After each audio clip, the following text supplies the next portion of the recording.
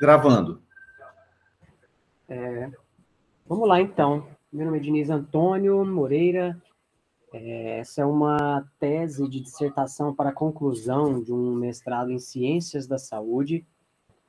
Atualmente sou formado em Educação Física, sou especialista em Fisiologia do Exercício e Biomecânica aplicada à musculação e venho, através desse presente trabalho trazer um pouquinho sobre a questão do uso do frequencímetro e o monitoramento auxiliar de equipamentos portáteis durante a atividade física, se os dados seriam fidedignos ou apenas um norteamento relativo para controle de frequência e intensidade de treino em praticantes de exercícios.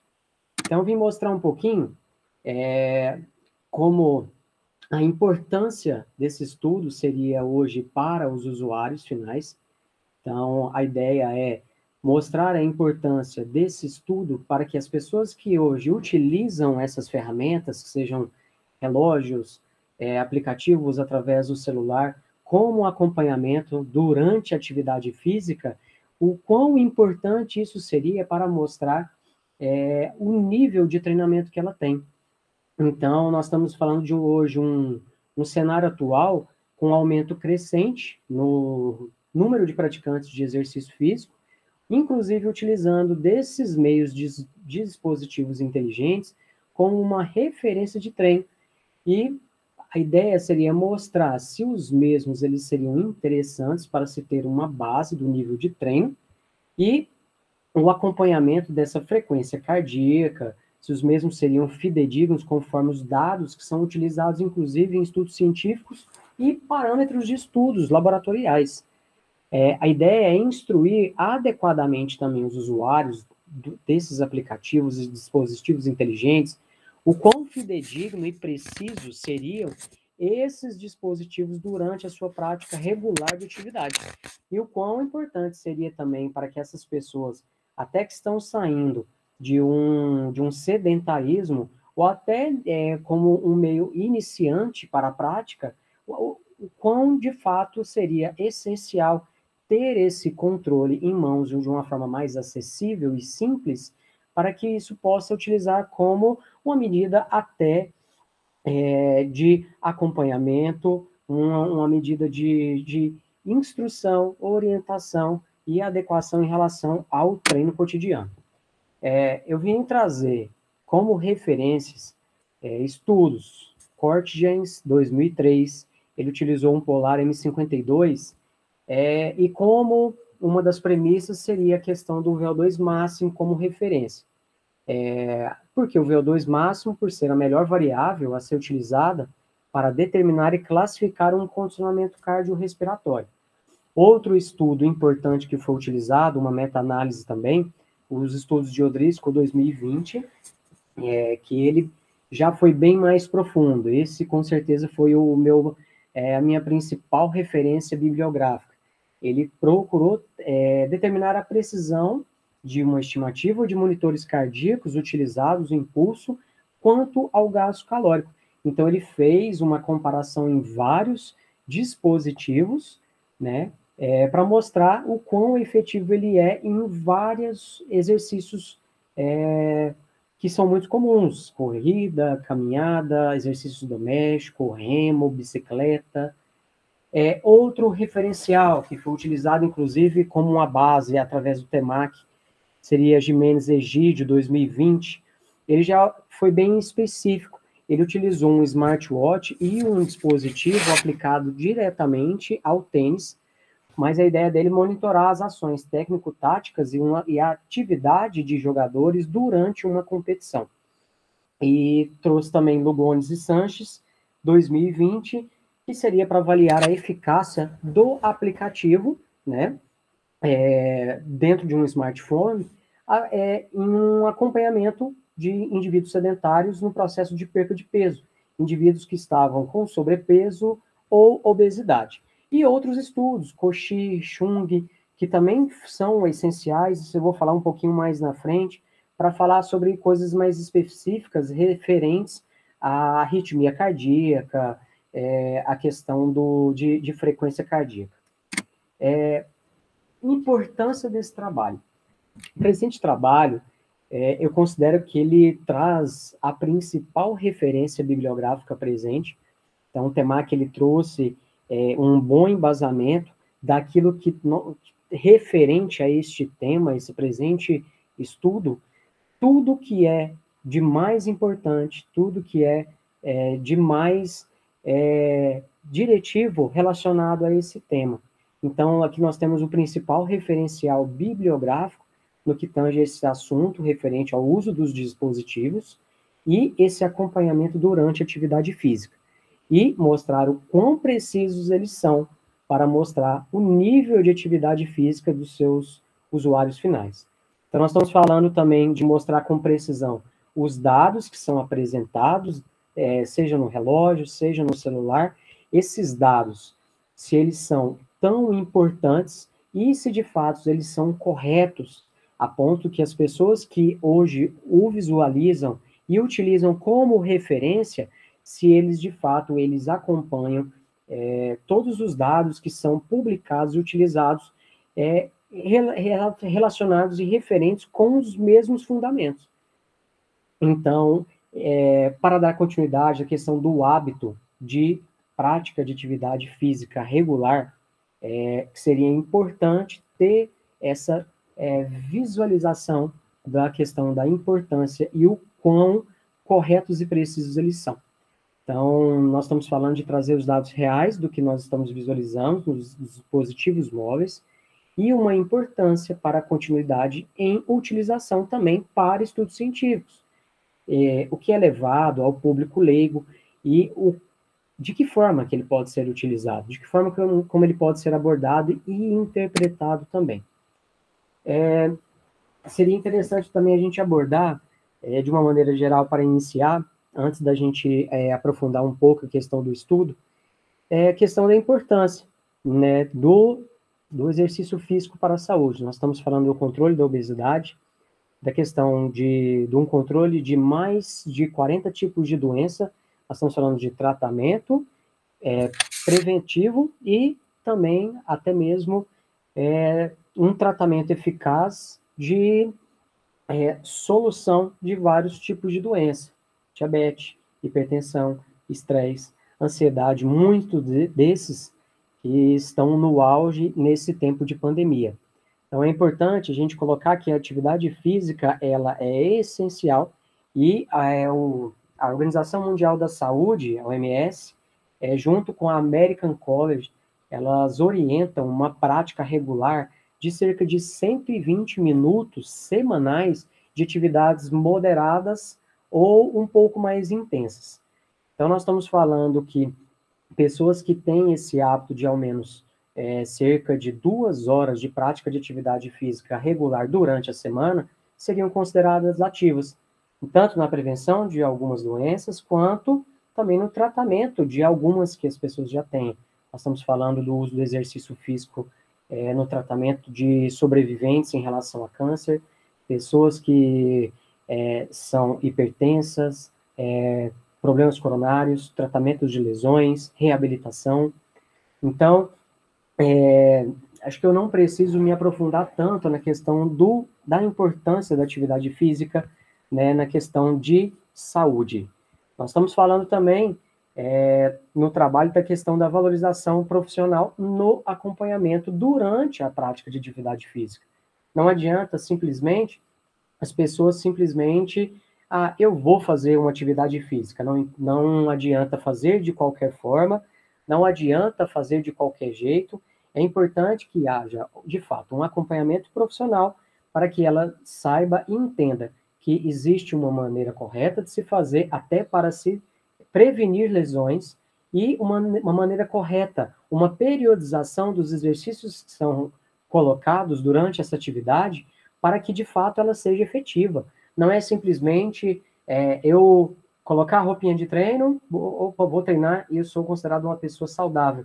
Não, existe toda uma dinâmica relacionada a essa atividade física que um profissional, no caso nós estamos falando dos profissionais de educação física, para fazer o controle e a prescrição correta do tipo de atividade física e a forma como ela será abordada durante aquele período que o usuário se propõe a treinar.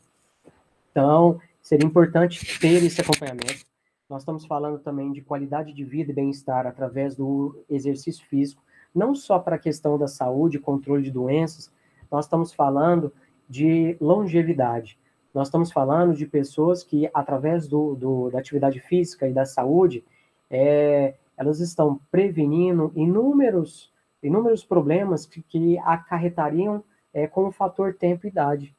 Então, na medida que nós envelhecemos, o corpo envelhece, a atividade física ela vai retardar esse envelhecimento, promovendo inúmeros benefícios. A gente mantém a nossa vida social, a gente continua sendo pessoas independentes.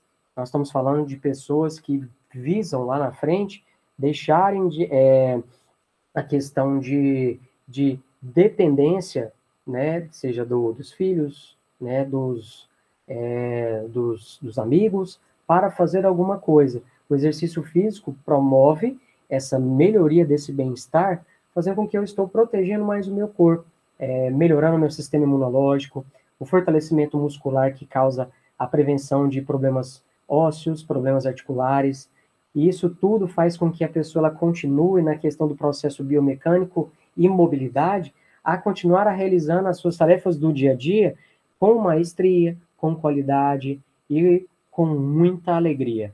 Que é muito, muito importante a pessoa ela viver bem, viver mais feliz com o passar dos anos, né, e evitando uma série de problemas futuros. Outro ponto também é a questão dos exercícios e os meios digitais que são utilizados no monitoramento. Nós estamos falando da utilização de internet, redes sociais, e a que ponto os exercícios e a questão da internet, eles casam neste propósito de qualidade de vida, saúde, bem-estar, até que ponto um colabora com o outro, até que ponto um pode prejudicar o outro. Nós estamos falando do uso de tecnologia e mídias sociais aliadas à prática regular e de uma forma que seja benéfica, de uma forma que seja uma orientação para uma qualidade de vida cada vez melhor. E vamos discutir agora um pouquinho dos dados que foram apresentados no trabalho. No primeiro, que seria de Virtins, que seria, eles utilizaram o Polar M52, que eles utilizaram como VO2 máximo, como referência para detectar a questão do nível de condicionamento físico cardiorrespiratório.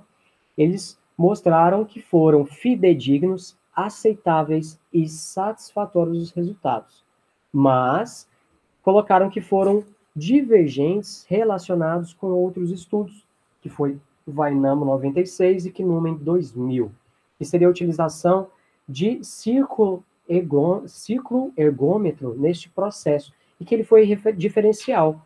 Nós estamos falando que a utilização de um exercício com uma esteira, que já é uma atividade física comum no processo de marcha, ele diferencia muito na questão da bicicleta utilizada nos estudos, porque ele se trata de um exercício balístico, onde há um processo de contração muscular. E tudo isso pode interferir nos resultados finais.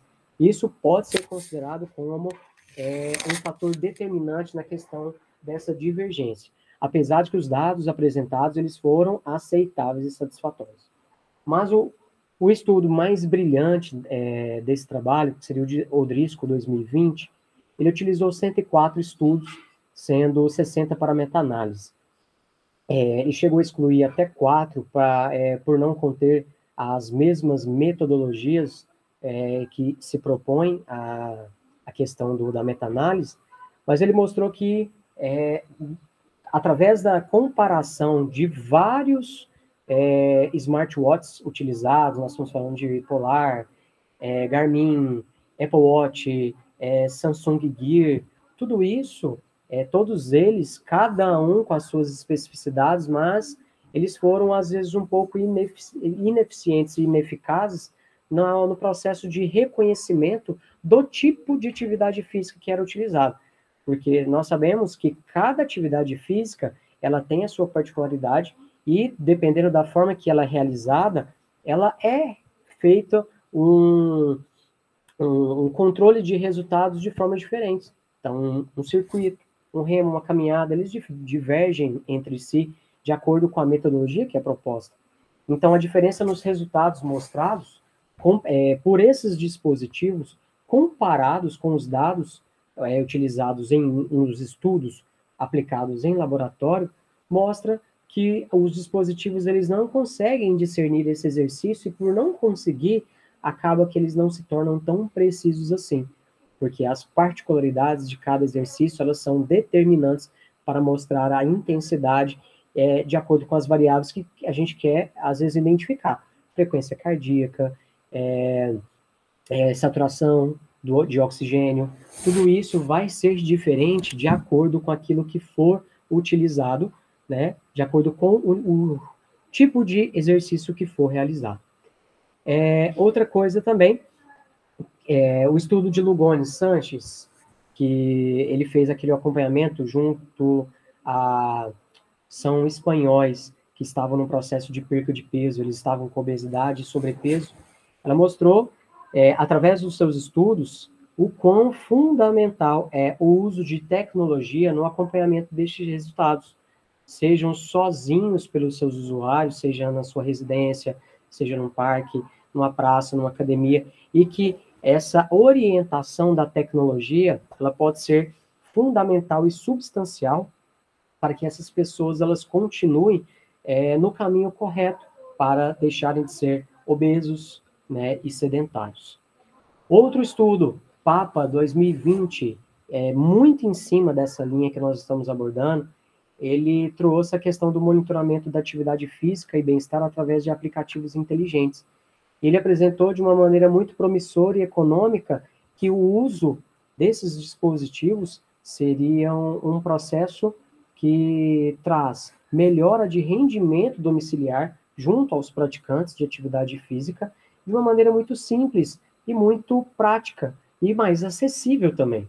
Então, a pessoa ela consegue utilizar, seja de um relógio, de um celular, ela consegue acompanhar esse nível de atividade e isso serve até, inclusive, de motivação para que ela continue nesse processo, seja buscando qualidade de vida, seja o processo de hipertrofia, seja emagrecimento. Então, o estudo ele foi essencial para mostrar que o uso de aplicativos eles são extremamente importantes nesse processo de motivação, orientação e condução na continuidade na prática comum de atividade física. Outro também que seria o Cauchy 2017 e Alkaisey 2020, que utilizou a mesma metodologia de Cauchy. Só que a única diferença que foi Cauchy que levou em consideração o uso de smartwatches no processo de arritmia cardíaca e Alkaisey mostrou a questão do propósito na fibrilação arterial, né, que seriam processos similares. Mas Cauchy mostrou que em questão de bradicardias, quando o coração ele está mais lento, eles mostraram-se mais eficientes. Mas quando o coração ele está mais acelerado, que seria taquicardia, ele não se mostrou tão eficiente assim. E ao caso, no processo de fibrilação arterial, ele fez uma comparação entre o dispositivo, né, entre o smartwatch, o aplicativo, com o Holter, que é muito utilizado em hospitais, utilizados por médicos para esse acompanhamento de arritmia e fibrilação arterial. E houve diferença significativa no que o dispositivo mostrou e o que o Holter mostrou também. E sobre esses resultados, questão de expectativa e realidade. Às vezes a expectativa que se tem é que todos os dispositivos eles sejam o mais fidedigno possível, o mais correto, o mais preciso possível. Nós estamos falando de tecnologia de ponta e de uma série de pessoas envolvidas, grandes cientistas, nessas grandes companhias, Samsung, Apple, Garmin, para a fabricação desses dispositivos. Mas mesmo assim, a realidade é que a questão dos estudos né? Nós estamos falando de todos os dados que são utilizados nesses estudos científicos, equipamentos de pontas específicos para a questão de controle e dados estatísticos e reais dos estudos, nem sempre eles conseguem ser visualizados e acompanhados de uma forma tão precisa no smartwatch. Mas é importante a gente lembrar que o que de fato se mostrou é importante para os usuários finais. É importante para que a pessoa ela consiga visualizar o seu nível de atividade física, é importante para que ela consiga acompanhar o quão bem ela está indo, o quão bem ela está evoluindo, o quão bem ela se sente na prática de atividade física. Então, isso é um ponto muito importante que nós devemos considerar. É um custo-benefício que é acessível a esse usuário final. É um custo-benefício que torna muito promissor e eficiente a questão do processo de melhora do rendimento dele. São pessoas que têm algum meio onde ele possa acompanhar e onde ele consiga visualizar o que ele fez.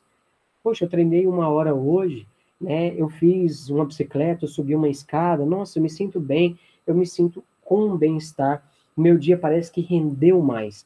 Isso tudo é importante, porque através desses dispositivos, eles são mais acessíveis e um custo um custo-benefício mais acessível, questão de rentabilidade para a pessoa, para que ela continue nesse processo. Às vezes ela precisa de uma motivação, seja, nós estamos falando não do conceito motivacional, que ele é intrínseco, nós estamos falando do processo de uma pessoa ela conseguir visualizar e acompanhar os resultados que ela promove, os resultados que ela vem produzir.